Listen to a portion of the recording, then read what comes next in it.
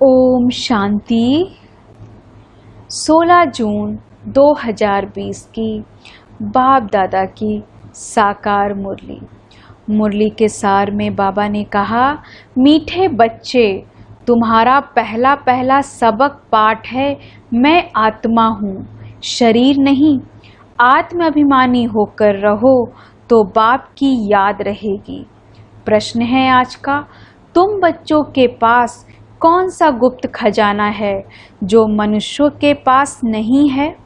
उत्तर में, तुम्हें भगवान बाप पढ़ाते हैं। उस पढ़ाई की खुशी का गुप्त खजाना तुम्हारे पास है।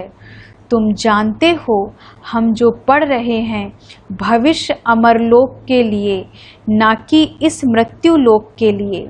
बाप कहते हैं, सवेरे सवेरे उठकर घूमो फिरो, सिर्फ पहला पहला पाठ याद करो तो खुशी का खजाना जमा होता जाएगा। अब मुरली विस्तार से। ओम शांति। बाप बच्चों से पूछते हैं, बच्चे आत्माभिमानी हो बैठे हो? अपने को आत्मा समझ बैठे हो? हम आत्माओं को परमात्मा बाप पढ़ा रहे हैं। बच्चों को यह स्मृति आई है, हम देह नहीं आत्मा हैं। बच्चों को देही अभिमानी बनाने के लिए ही मेहनत करनी पड़ती है। बच्चे आत्म अभिमानी रह नहीं सकते, घड़ी घड़ी देह अभिमान में आ जाते हैं। इसलिए बाबा पूछते हैं, आत्म अभिमानी हो रहते हो? आत्म अभिमानी होंगे तो बाप की याद आएगी। अगर देह अभिमानी होंगे तो लौकिक संबंधी याद आएंगे। पहले पहले यह शब्द याद रखना पड़े, हम आत्मा हैं। मुझ आत्मा में ही 84 जन्मों का पार्ट भरा हुआ है। यह पक्का करना है, हम आत्मा हैं। आधा कल्प तुम देह अभिमानी हो रहे हो। अभी सिर्फ संगम युग पर ही बच्चों को आत्म अभिमानी बनाया जाता है। अपने को देह समझने के से बाप याद नहीं आएगा। इसलिए पहले पहले यह सबक पाठ पक्का कर लो, हम आत्मा बेहद बाप के बच्चे हैं। देह के बाप को याद करना कभी सिखलाया नहीं जाता। अब बाप कहते हैं, मुझ पारलौकिक बाप को याद करो, आत्म अभिमानी बनो। देह अभिमानी बनने से देह के संबंध याद आएंगे। अपने को आत्मा समझ और बाप को याद करो, यही मेहनत है। यह कौन समझा रहे हैं? हम आत्माओं का बाप, जिनको सब याद करते हैं। बाबा आओ, आकर इस दुख से लिबरेट करो। बच्चे जानते हैं, इस पढ़ाई से हम भविष्य के लिए ऊंच पद पाते हैं। अभी तुम पुरुषोत्तम संगम युग पर हो। इस मृत्यु लोक में अब बिल्कुल रहना नहीं है। यह हमारी पढ़ाई है ही भविष्य 21 जन्म के लिए।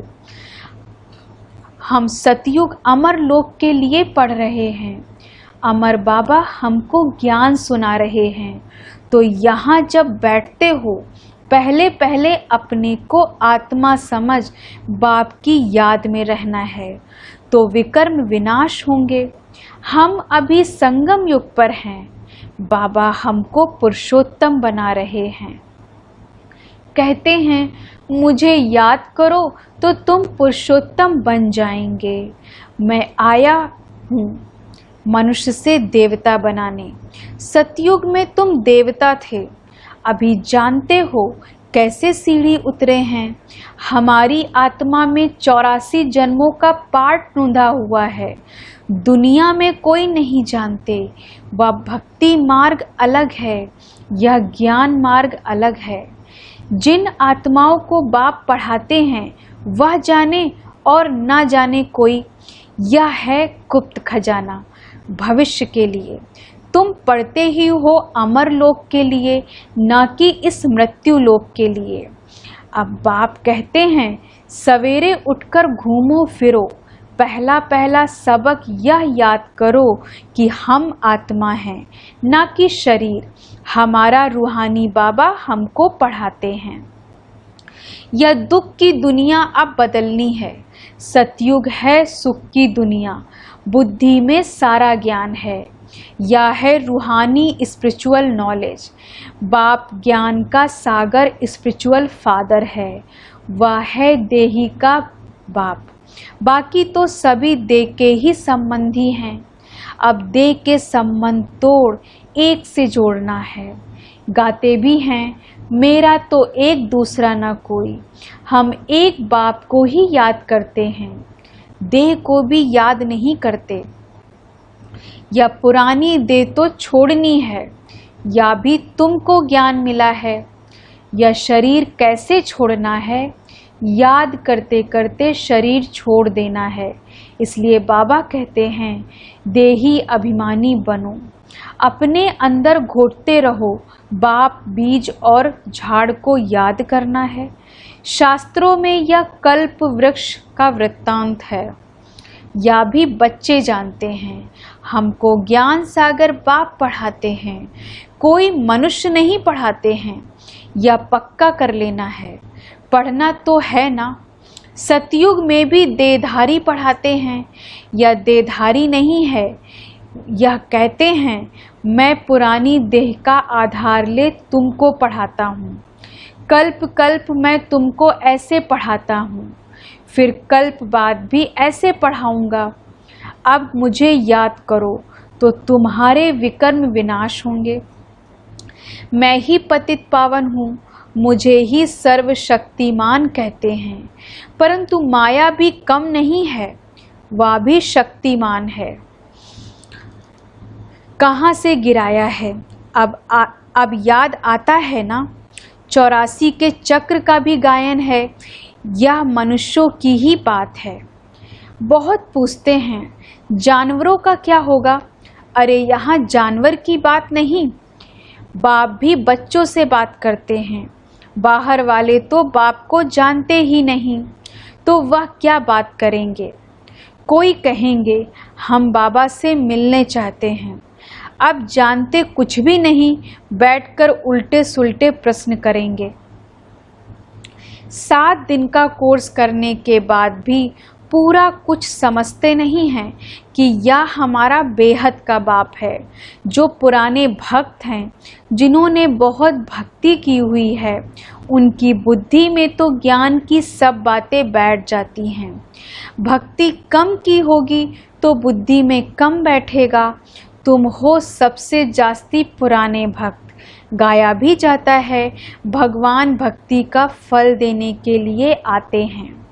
परंतु किसको यह थोड़े ही पता है, ज्ञान मार्ग और भक्ति मार्ग बिल्कुल ही अलग हैं। सारी दुनिया है भक्ति मार्ग में।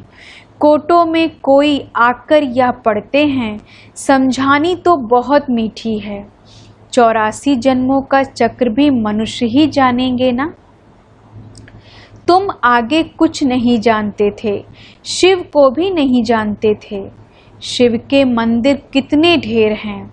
शिव की पूजा करते, जल डालते, शिवाय नमा करते, क्यों पूछते हैं कुछ पता नहीं। लक्ष्मी नारायण की पूजा क्यों करते हैं, वह कहाँ गए कुछ पता नहीं। भारतवासी ही हैं जो अपने पूज्य को बिल्कुल जानते नहीं। क्रिश्चियन जानते हैं, क्राइस्ट फलाने संवत में आया, आकर स्थापना की। शिव बाबा को कोई भी नहीं जानते। पतित पावन भी शिव को ही कहते हैं, वही ऊंचे ते ऊंचा है ना। उनकी सबसे जास्ती सेवा करते हैं। सर्व का सद्गति दाता है। तुमको देखो कैसे पढ़ाते हैं। बाप को बुलाते भी हैं कि आकर पावन बनाओ। मंदिर में कितनी पूजा करते हैं, कितनी धूमधाम, कितना खर्चा करते हैं। श्रीनाथ के मंदिर में, जगन्नाथ के मंदिर में जाकर देखो, है तो एक ही। जगन्नाथ जगतनाथ के पास चावल का हांडा चढ़ाते हैं, श्रीनाथ पर तो बहुत माल बनाते हैं। फर्क क्यों होता है, कारण चाहिए ना।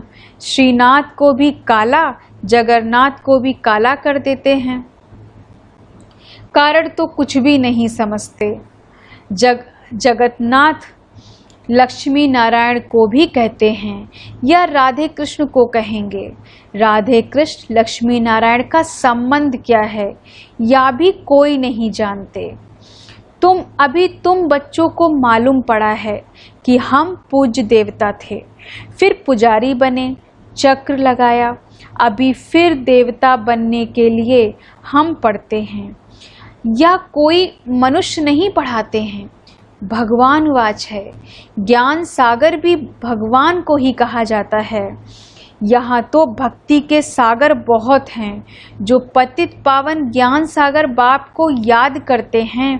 तुम पतित बने फिर पावन जरूर बनना है, या है ही पतित दुनिया। यह स्वर्ग नहीं है, बैकुंठ कहाँ है यह किसको पता नहीं है। कहते हैं बैकुंठ गया तो फिर नरक का भोजन आदि तुम उनको क्यों खिलाते हो।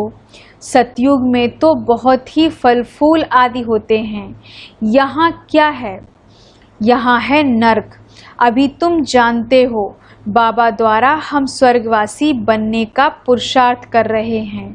पति से पावन बनना है। बाप ने युक्ति तो बताई है, कल्प कल्प बाप भी युक्ति बतलाते हैं। मुझे याद करो तो विकर्म विनाश होंगे। अभी तुम जानते हो हम पुरुषोत्तम संगम युग पर हैं। तुम ही कहते हो बाबा हम 5000 वर्ष पहले यह बने थे।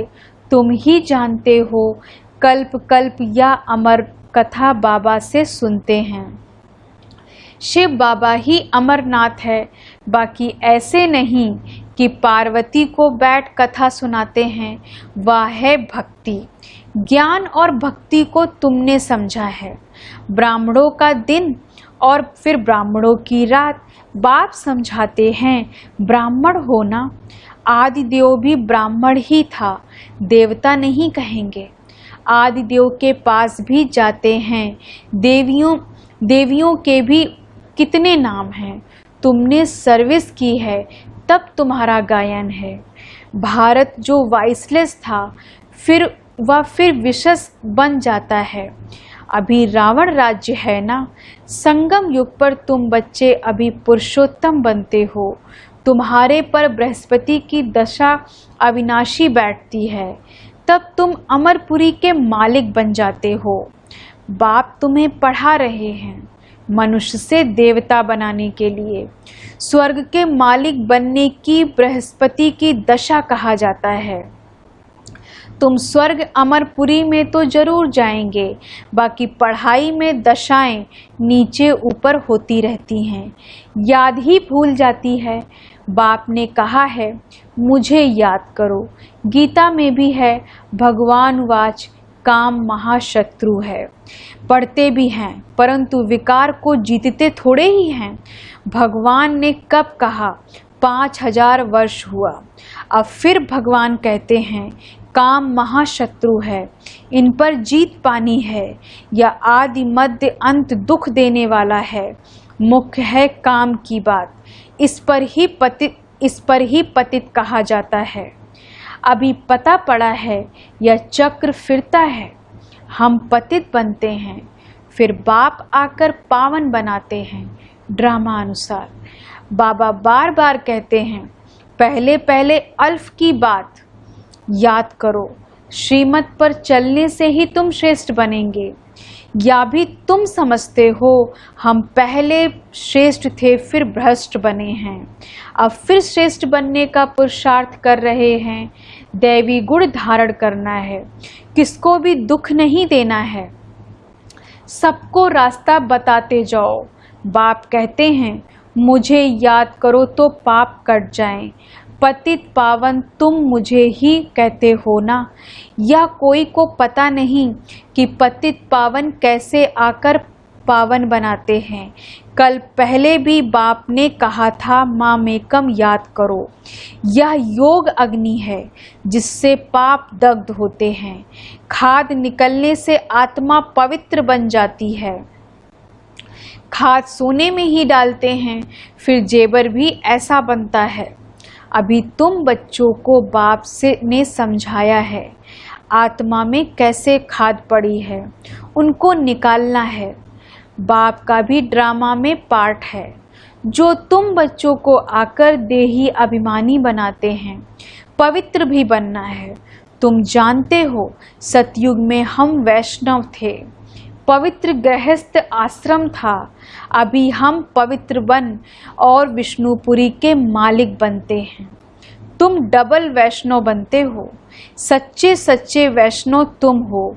वह है विकारी वैष्णव धर्म के, तुम हो निर्विकारी वैष्णव धर्म के। अभी एक तो बाप को याद करते हो और नॉलेज जो बाप में है वह तुम धारण करते हो। तुम राजाओं का राजा बनते हो, वह राजाएं बनते हैं अल्पकाल।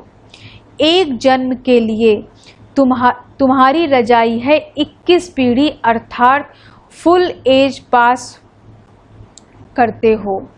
वहाँ कब अकाले मृत्यु नहीं होगा। तुम काल पर जीत पाते हो।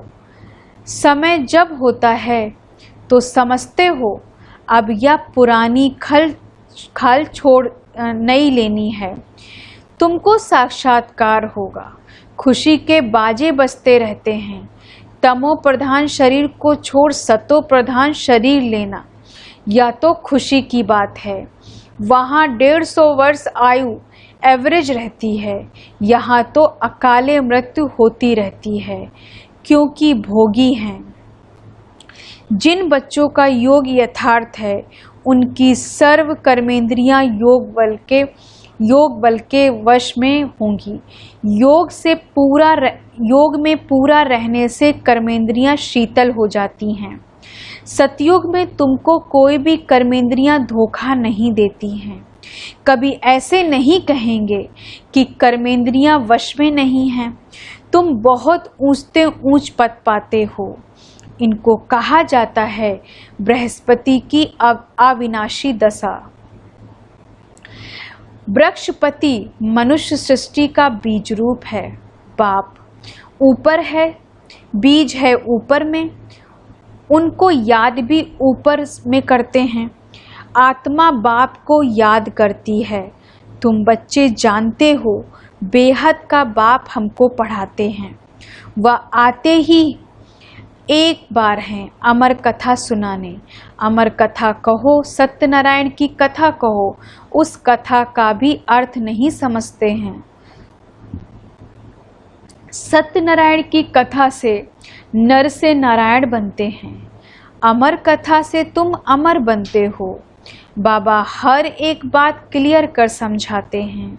अच्छा, मीठे मीठे सिक्की लदे बच्चों प्रति माता पिता बाप दादा का याद प्यार और गुड मॉर्निंग। रूहानी बाप की रूहानी बच्चों को नमस्ते।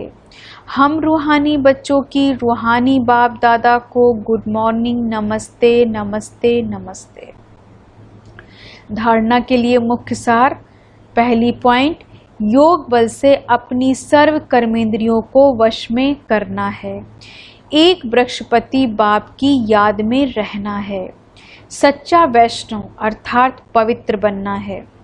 दूसरी पॉइंट, सवेरे उठकर पहला पाठ पक्का करना है कि मैं आत्मा हूँ, शरीर नहीं। हमारा रूहानी बाबा हमको पढ़ाते हैं। यह दुख की दुनिया अब बदलनी है। ऐसे बुद्धि में सारा ज्ञान सिमरण होता रहे। वरदान है आज का, स्वयं के प्रति इच्छा मात्रम अविद्या बन, बाप समान अखंड दानी परोपकारी भव। स्वयं के प्रति इच्छा मात्रम अविद्या बन, बाप समान अखंड दानी परोपकारी भव। विस्तार से, जैसे ब्रह्मा बाप ने स्वयं का समय भी सेवा में दिया, स्वयं निर्माण बन बच्चों को मान दिया। काम के नाम की प्राप्ति का भी त्याग किया। नाम मान शान सब में परोपकारी बने। अपना त्याग कर दूसरों का नाम किया। स्वयं को सदा सेवाधारी रखा। बच्चों को मालिक बनाया। स्वयं का सुख बच्चों के सुख बच्चों के सुख में समझा। ऐसे बाप समान इच्छा मात्रम अविद्या अर्थात मस्त फकीर बन अखंड दानी परोपकारी बनो तो विश्व कल्याण के कार्य में तीव्र गति आ जाएगी। केस और किस्से समाप्त हो जाएंगे। स्लोगन है आज का, ज्ञान गुण और धारणा में सिंधु बनो, स्मृति में बिंदु बनो। ज्ञान गुण और धारणा में सिंधु बनो, स्मृति में बिंदु बनो। ओम शांति। धन्यवाद बाबा, धन्यवाद।